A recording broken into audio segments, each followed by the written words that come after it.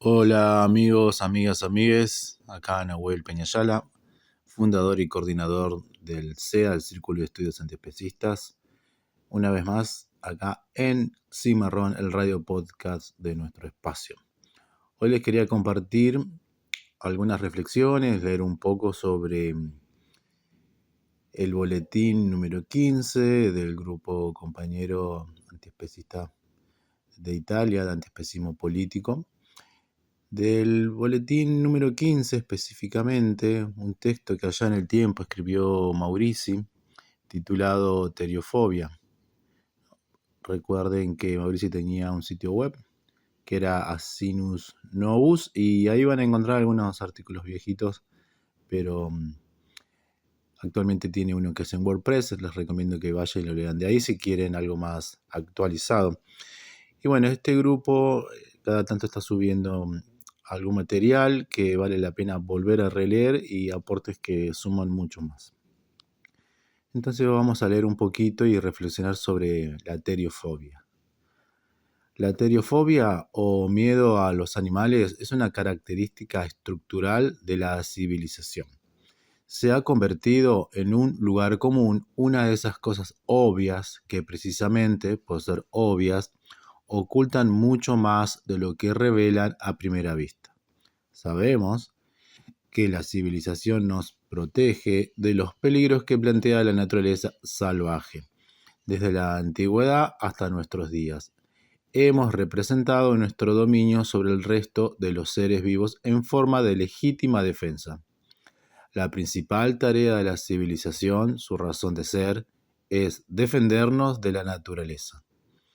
Aún admitiendo que la inteligencia y la cooperación han permitido a la humanidad protegerse de la agresión de las bestias salvajes y de otros peligros naturales, es evidente que nuestro dominio actual sobre el planeta, si se justificara realmente en estos términos, tendría que calificarse como un monstruoso ejemplo de legítima defensa excesiva. La realidad, sin embargo, es muy diferente.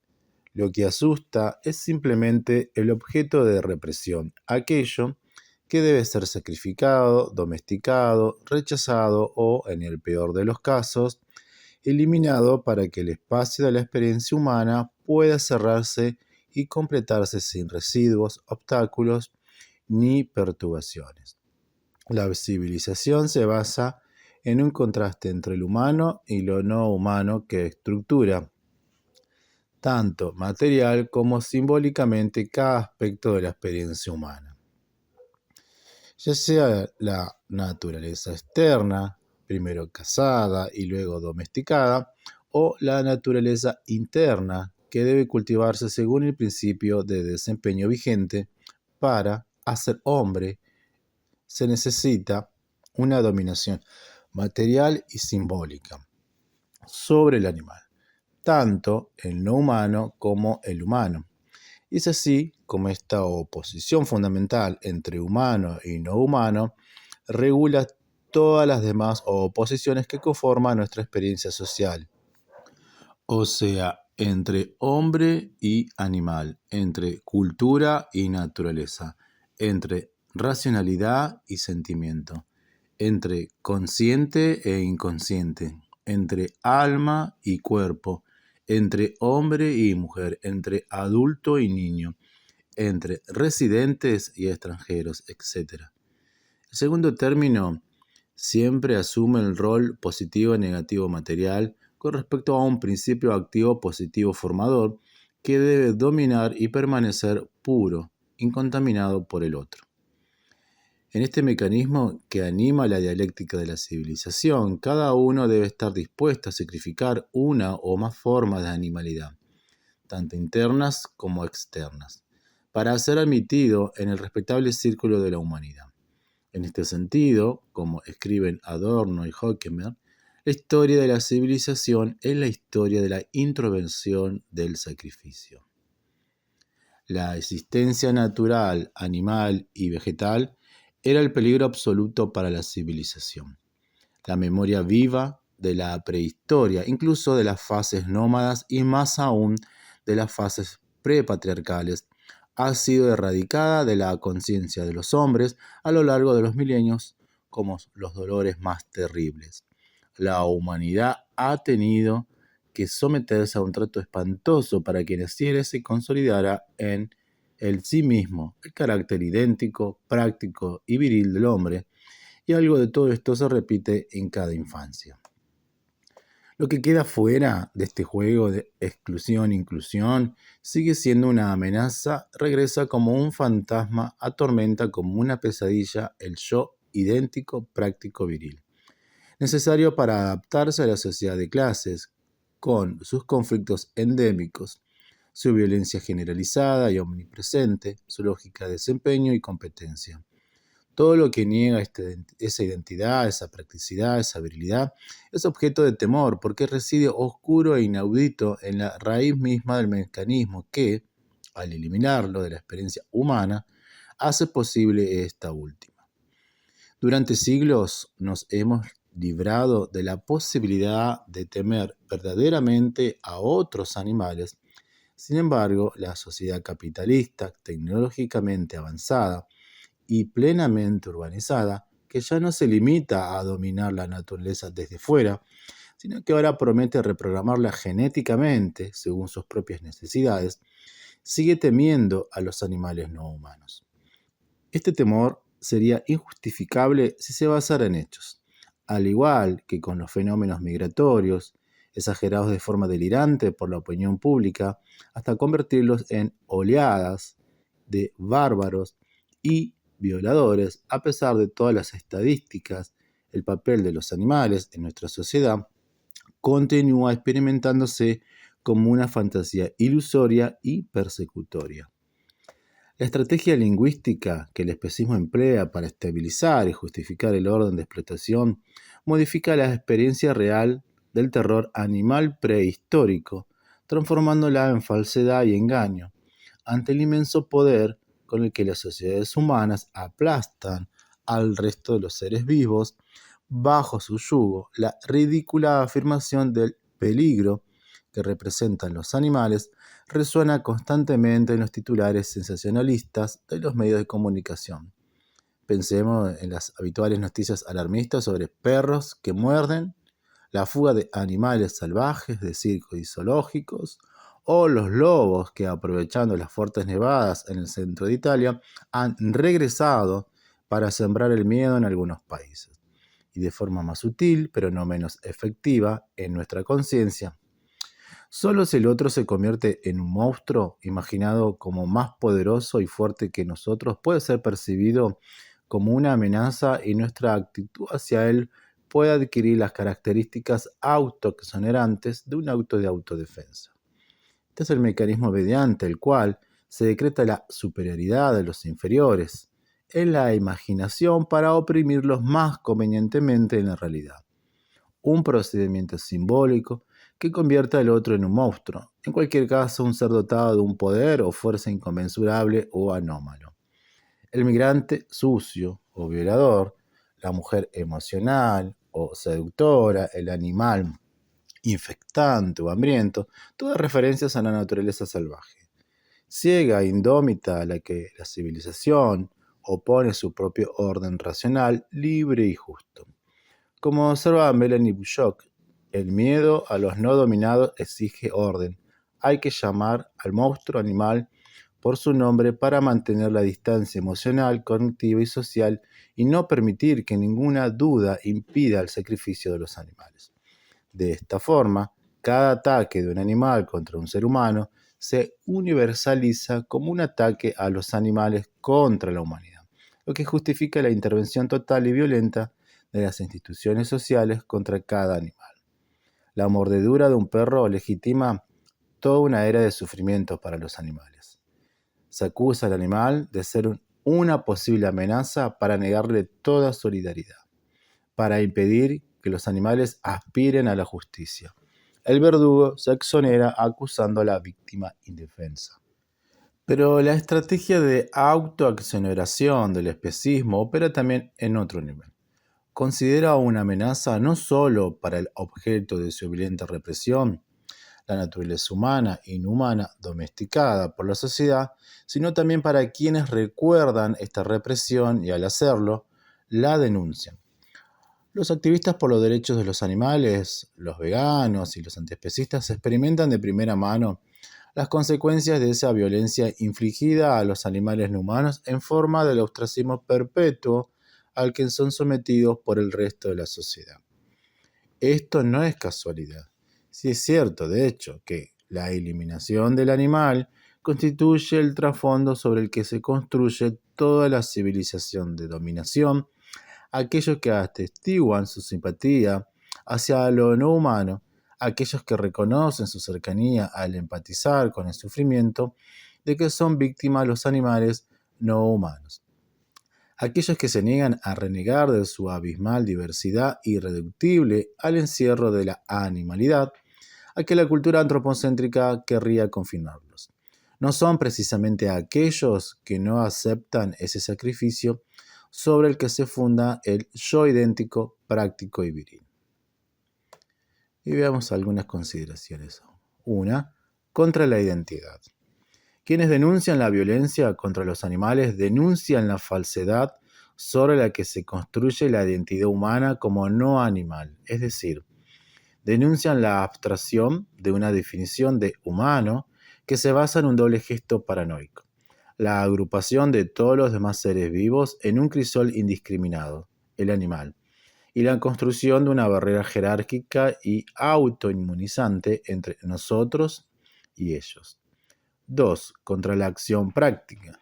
Quienes denuncian el especismo a la práctica de explotar la naturaleza no humana, también denuncian el comportamiento práctico del hombre de la calle, de aquellos que no quieren oír tantas historias y actúan con seguridad en sí mismos porque, así es como se hace, al denunciar comportamientos generalmente aceptados como normales, racionales, de sentido común, se demuestra que tal normalidad, tal racionalidad, tal sentido común son, uno, construcciones sociales y como tales no son absolutamente válidas, sino solo para el tipo de sociedad que históricamente se ha impuesto. Y dos, que tal comportamiento está impregnado de violencia y opresión y por lo tanto está en contradicción con los ideales de justicia, libertad y solidaridad que deberían constituir la quinta esencia de la civilización y que, en cambio, en su declinación antropocéntrica, representan su obsoleta negación. Y tercera, contra la virilidad. Finalmente, quienes denuncian la indiferencia ante el sufrimiento animal, también denuncian el modelo psicológico socialmente aceptado y su desequilibrio entre racionalidad y emotividad. Quienes denuncian la violencia contra los animales suelen ser acusados de ser demasiado emotivos, sino incluso femeninos, o de esperar de los demás una solidaridad hacia los animales que no puede ser obligatoria, puesto que estaría inescrutablemente escrita en el corazón del individuo y como tal no podría ser objeto de ninguna petición perentoria. Este tipo de consideración, en la que lamentablemente los propios activistas por los derechos de los animales caen fácilmente cuando acusan a otros humanos de ser malos, pasa por alto lo que el sociólogo Zygmunt Bauman ha llamado la producción social de la indiferencia moral. Para explicar cómo fue posible que miles de alemanes, ciudadanos ejemplares, educados a menudo en una refinada cultura, buenos padres, etc., participaran sin escrúpulos morales en las masacres de los judíos, Bauman subraya cómo los mecanismos de solidaridad y aversión moral se construyen socialmente y cómo, en esencia, la empatía no se mide individualmente, sino socialmente. Los antiespecistas de hoy dan testimonio de una posibilidad que la sociedad actual niega con todas sus fuerzas, que es posible una organización social diferente, fundada no en la lógica de la represión, la explotación de los demás, la acumulación y la expansión, sino en la igualdad social, el reconocimiento y la valoración de la diversidad, el disfrute, el juego y la generosidad. Quien piensa así, quien se pregunta el por qué detrás de cada violencia institucionalizada, quien imagina un mundo diferente, quien da testimonio con su propia vida de la posibilidad de otra vida, Está entonces sujeto a ese terror paralizante que se apodera de cada miembro de esta sociedad cuando los muros de la vida cotidiana se tambalean y revelan que lo que parece natural y obvio no es más que una construcción, un escenario, una ficción. Así, quien razona en contra de la racionalidad dominante es irracional, un loco. Quien exige una explicación de la opresión es un alma hermosa, una persona sensible que no puede aceptar la dureza de la vida. Quien abre el ojo del alma más allá del horizonte del presente es un soñador, un cazador de nubes, alguien que no sabe cómo son realmente las cosas. En realidad lo sabe demasiado bien y si el estado de cosas no le conviene, está dispuesto a gritar junto con Hegel, peor para los hechos. Quien puede decide hacer de su vida un testimonio de esta posibilidad negada. Quien decide no comer carne, no usar productos animales de ningún tipo, es un extremista, un talibán. Alguien que quiere imponer su punto de vista. Por supuesto, es cierto que los activistas por los derechos de los animales a menudo olvidan que no hay una verdadera en la vida falsa y atribuyen demasiada importancia a su propio estilo de vida, pero esto no cambia el papel que objetivamente desempeña al obstaculizar el mecanismo de dominación. Dan miedo, no porque representan un peligro inmediato, a pesar de las estadísticas triunfalistas sobre el número de vegetarianos en el mundo, el antiespecismo sigue siendo la conciencia de una pequeña minoría, sino porque representan un peligro real y radical a nivel sistémico. Por esta razón, a pesar de su escaso número, los activistas por los derechos de los animales siempre han suscitado burla y molestia, tácticas para ocultar la percepción real del peligro que representan para el orden social actual. Estas tácticas son desencadenadas de forma completamente automática e inconsciente por el interlocutor especista en cuestión, lo que demuestra cuán profundamente arraigada está la represión del animal. Otra demostración de cómo este mismo mecanismo se activa ante cualquier expresión de simpatía por el sufrimiento de otros animales es la terrible estereotipación que caracteriza las respuestas. Incluso cuando se planifican desde arriba en campañas específicas, es fácil ver la absoluta previsibilidad y repetitividad de las críticas que suscita la perspectiva antiespecista. Invariablemente defienden esa identidad, esa practicidad y esa virilidad que constituyen el ser del hombre civilizado. A veces serán consideraciones obvias y por lo tanto generalmente falaces sobre la diversidad y o superioridad entre nosotros y ellos. O a la inversa, ellos también nos lo hacen, nos lo harían, debemos defenderlos.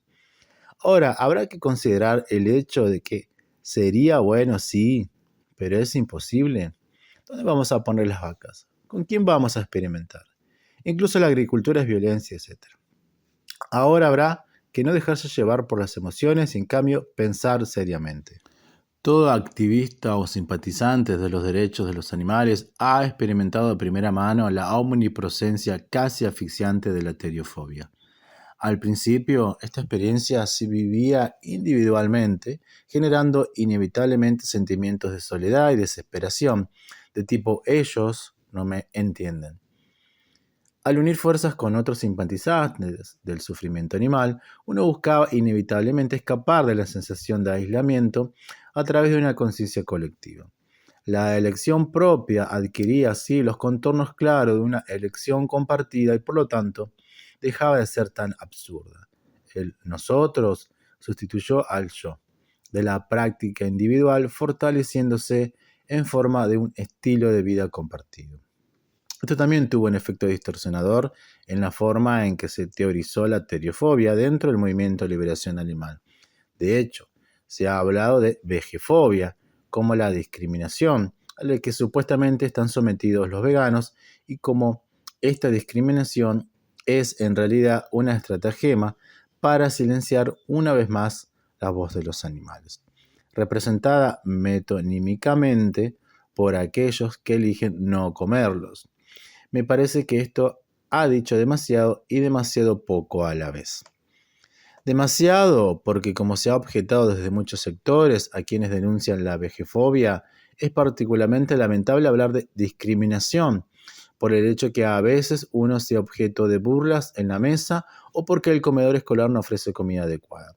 Se puede recopilar todos los testimonios del mundo o acusar a todo el sistema mediático de actitudes despectivas o persecutorias hacia los veganos, pero esto no cambia el punto de partida. Frente a la violencia y la sangre que históricamente resuman de la palabra discriminación, es un claro acto de formalización y despolitización definir este tipo de fenómeno como discriminatorio. La violencia y la sangre, se dirá, no son la de los veganos, sino la de los animales. Claro que el problema de estos últimos no es que sean discriminados, como pretende el antiespecismo que emana de Singer, sino que sean explotados. El debate sobre la vejefobia no solo no aclara la diferencia ni articula la relación entre discriminación y explotación, sino que de hecho complica aún más las cosas al aludir a la discriminación animal a través de la discriminación humana. Esta es una peligrosa concesión a la ideología liberal que ha dado lugar a la práctica de la corrección política. Esta última sublima la lucha material de los grupos oprimidos dentro del sistema de poder específicos en el reconocimiento ecuménico de la diversidad a nivel discursivo, mediante prácticas bien orquestadas y controladas de cooptación de las clases dominantes de esos mismos grupos y el reconocimiento de derechos formales que no afectan a los intereses materiales que se benefician de su opresión. Ahora, cualquiera puede denunciar la discriminación a la que está sometido por pertenecer a un grupo X, religioso, étnico, de orientación sexual y ahora alimentario, siempre y cuando esto no altere las estructuras de poder existentes. Al ajustarse a esta lógica sistémica, el discurso sobre la vejefobia trivializa lo que históricamente se ha sedimentado en la palabra discriminación, dando la bienvenida a su encarnación liberal que aligera y aplana los conflictos políticos al esterilizarlos y armonizarlos en conflictos de opinión. Podría argumentarse que el discurso sobre la vejefobia es, en realidad, más radical que el discurso liberal, ya que intenta dar voz al grupo oprimido sometido a la explotación más brutal. En apoyo de esto, se ha desarrollado la teoría de la negación simbólica de los animales a través de la discriminación contra los veganos. En esencia, denunciar la vejefobia es una forma de recordar cómo se silencian las voces de los animales asesinados mediante la discriminación contra los veganos. Pero, desde esta perspectiva, la vejefobia resulta insuficiente. Como es visto, no es el acto de abstenerse de comer carne en sí mismo lo que provoca la reacción sarcástica, irritada o autoritaria denunciada como discriminatoria. Es el acto de mostrar solidaridad con la vida animal humana y no humana, que constituye la piedra angular del sistema social actual, lo que desencadena el mecanismo de defensa que conduce a la burla o el linchamiento, afortunadamente solo simbólico, de quienes eligieron esa solidaridad. La vejefobia no explica el resentimiento hacia quienes se oponen a la experimentación con animales, quienes protestan contra un desfile de pieles o un festival de animales. La teorofobia sí, tiene sus raíces en las profundidades del especismo social y desata la bilis más violenta ante el gesto más amable y la mirada más compasiva. Esta es la absurda ley de la represalia que debe explicarse. Y solo puede hacerse conectando la génesis y la estructura de la civilización con la represión de los animales y el consiguiente miedo que inspira su recuerdo. El activista por los derechos de los animales, el vegano y más aún el antiespecista, como testigos de una vida irreductible a la normalidad del sistema social, político y actual. Producen con su mera existencia una grieta insoportable en el yo individual y colectivo, en sus certezas, sus prioridades, sus valores. Esto basta para alimentar una angustia generalizada por cuentas que no cuadran, un sentimiento de culpa que concierne no solo al sacrificio de animales no humanos, sino también a todo aquello dentro del individuo que tuvo que ser borrado o silenciado para que la normalidad pudiera reinar impunemente frente a tal violencia. La mortificación del ser humano es el contrapunto a la matanza del animal no humano. Cualquiera que diga que quiera rechazar todo esto, revive un miedo ancestral. La inconmensurable, como todo lo que aparece retrospectivamente, en la memoria a través del espejo distorsionador de la infancia. Hasta acá llegamos hoy. Me parece importantísimo todo el texto porque hace un análisis de cómo la sociedad construye ese monstruo, ese salvaje, al cual debe ser dominado, domesticado, y cómo el movimiento que defiende a los animales representa eso. Entonces, ese temor, no el temor de magnitud en este momento, pero sí que el sistema lo ve como un enemigo a derrotar simbólicamente y materialmente. Entonces, es muy importante comprender esto, ¿no? ¿En qué se basa ese sentido común que también critica y normaliza por qué estar en contra de la cuestión animal o animaliza cuando le conviene y demoniza cuando le conviene lo salvaje, ¿no? Y también esto último, esta diferencia entre vegefobia y heterofobia. La vegefobia sigue centrada en el veganismo individual de corte liberal. Entonces, por eso también no sería coherente traer ese concepto para decir, bueno, también el grupo vegano es discriminado, como lo dice en un momento, ¿no? Con esa impronta que tiene la discriminación en sí per se hacia todas las personas y los grupos minorizados que lo padecen. Es claro en este sentido también, ¿no? Cómo somos un peligro en el sentido más amplio representar esa animalidad, porque es toda la animalidad, no entre aquellos animales y otros animales. Y justamente un sistema quiere gente dormida y fácil de manipular. Entonces, el antiespecismo también representa eso. Esa potencia porque encarna que no se puede vivir entre una conciliación para poder aceptar un estilo de vida, que es lo que propone el veganismo liberal, sino justamente una radicalización diciendo, bueno, así como nos explotan los demás animales y la naturaleza y el fondo sigue siendo el mismo, ¿no? La explotación por sobre todo. Bueno, hasta acá llegamos hoy. Les espero en el próximo Radio Podcast. Recuerden suscribirse, darle like, darle a la campanita, compartir y comentar con todos sus amigos. Un abrazo fraternal para todos.